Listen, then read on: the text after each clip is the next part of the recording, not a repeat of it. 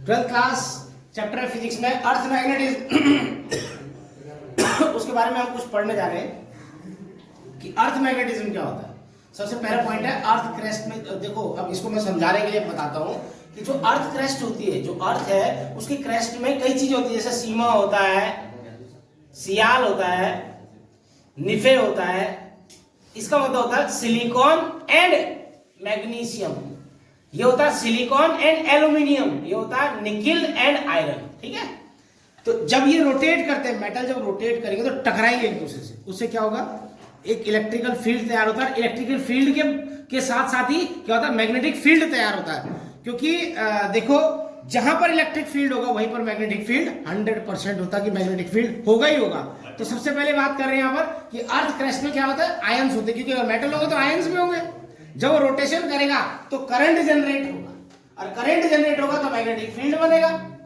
अब क्या होता है कि ये जो अर्थ मैग्नेटिज्म है, इसमें अगर हम बात करें तो ये जो अर्थ है इसके दो पोल है, एक नॉर्थ पोल एक साउथ पोल होता है।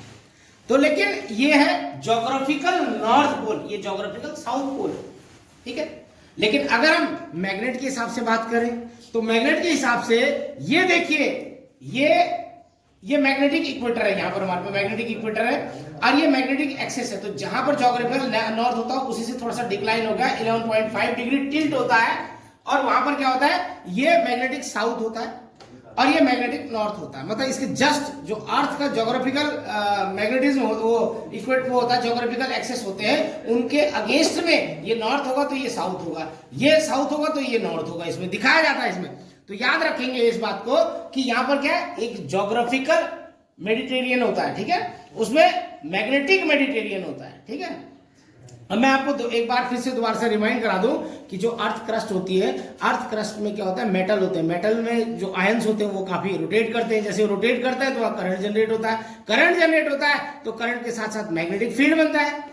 अब ये याद रखेंगे जो अर्थ होती है, अर्थ के दो पोल होते हैं, नॉर्थ पोल और साउथ पोल। ये ज्योग्राफिकल नॉर्थ पोल है, ज्योग्राफिकल साउथ पोल है। लेकिन जो इसमें मैग्नेटिक फील्ड होता है या मैग्नेटिज्म होता है, वो यहाँ पर जो नॉर्थ होगा वो साउथ होगा, ये जो साउथ होगा वो नॉर्थ होगा, और 11.5 डिग्री में ये टिल्ट रहता है हमेशा। ये जो मैग्नेटिक फील्ड होता है ये इतना टिल्ट होता है, ठीक है।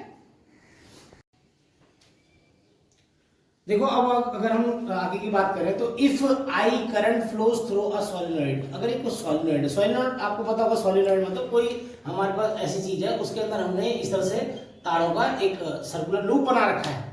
तो सोलेनॉइड के अंदर से अगर करंट जाता है तो उसमें क्या होगा, देखो एक मैग्नेटिक फील्ड होता है, magnetic field equal to mu naught N I A हो जाएगा। मतलब ये समझ लो कि इसके अंदर करंट जो जनरेट होता है, ये जो मैग्नेटिक फील्ड होता है उसके बारे में दिया ना, म्यू नॉट एन आई। अब इसके बारे में आगे बात करेंगे हम। तो इसको क्या कहेंगे, जो हमारे पास जो वैल्यू हो जाएगी, जैसे एन आई अगर अपॉन एन लगा दे तो एन आई अपॉन एल का मतलब होता है इसके अंदर free current per unit length, इसके अंदर से जो करंट जा रहा था एक फ्री करंट होगा, जो फ्री करंट इसमें जनरेट होता है उसको एन आई अपॉन एल, मतलब एन आई मतलब number of current per unit length equal to I F, मतलब फ्री करंट इसके अंदर जो फ्लो हो रहा है। एल अपन लगा दिया हम लोग, क्योंकि पर यूनिट लेंथ में, अब इतनी यूनिट लेंथ में कितना जा रहा है, हर यूनिट में अलग अलग करंट जा रहा है उसमें। अब ये बी होगा मतलब बाउंडेड मैग्नेटिक फील्ड, मतलब इसके फ्री करंट के कारण जो बाउंड मैग्नेटिक फील्ड होता है म्यू नॉट आई एफ हो जाए। Equation number first, I F मैंने बता दिया आपको, free current per unit length, M equal to small M upon V. M का मतलब होता है मैग्नेटाइजेशन, वी का मतलब per unit volume, per unit इसका वॉल्यूम कितना है, स्मॉल एम का मैग्नेटिक डाइपोल मूवमेंट। अब इसमें डाइपोल मूवमेंट आ जाएगा तो पर यूनिट लेंथ में क्या क्या चेंजेस आ रहे हैं वो दिखा रहा है इसमें। अब m equal to magnetization equal to N I B A upon B, N I, ये देखो आई बी मतलब बाउंडेड करंट, ठीक है ना, ए मतलब एरिया, बी मतलब वॉल्यूम। अब यहां देखो equal to N I B A upon B. अब यहां पर m की वैल्यू दे रखी है N I A, I B मतलब इसमें जो बाउंडेड करंट होगा, एक तो फ्री करंट चल रहा है, एक बाउंडेड करंट, फ्री करंट के साथ साथ एक बाउंडेड करंट होगा इसमें। वॉल्यूम इक्वल टू क्या होता है, area into length, L into B into H होता है, लेकिन हम एरिया इंटू लेंथ, ए से ए कैंसिल हो गया, तो M equal to N I B upon L हो जाएगा। आई बी मतलब bounded current per unit length, जो बाउंडेड करंट होता है वो पर यूनिट लेंथ कितना चल रहा है, ठीक है। अब टोटल मैग्नेटिक फील्ड हम फाइंड करेंगे, तो total magnetic field B equal to B naught plus B B, ठीक है ना। अब यहां पर क्या हो जाएगा, एक तो करंट इसमें मैग्नेटिक फील्ड पहले से एक बाउंडेड मैग्नेटिक फील्ड है।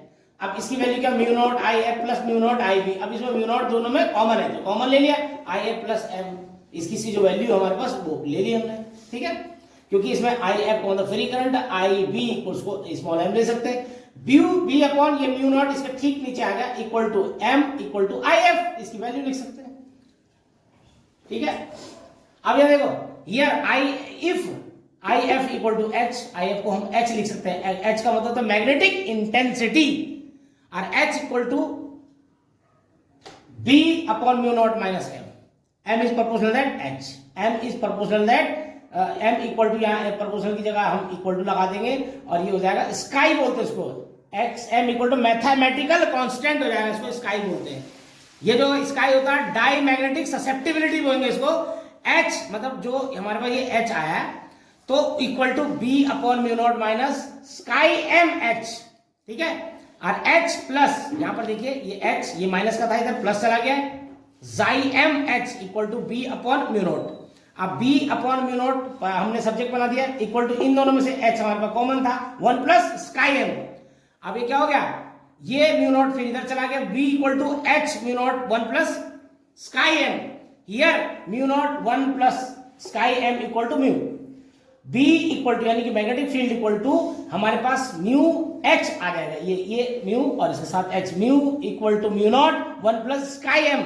अब यहां पर देखिए mu upon mu naught equal to you mu R हो जाएगा, यानी कि इसको बोलेंगे रिलेटिव परमिटिविटी। हमारे पास आ गया करंट अगर सॉलिनॉइड के अंदर से जाता है तो इसमें दो प्रकार के करंट होंगे, और यहां से हमारे पास निकल के आएगा रिलेटिव परमिबिलिटी।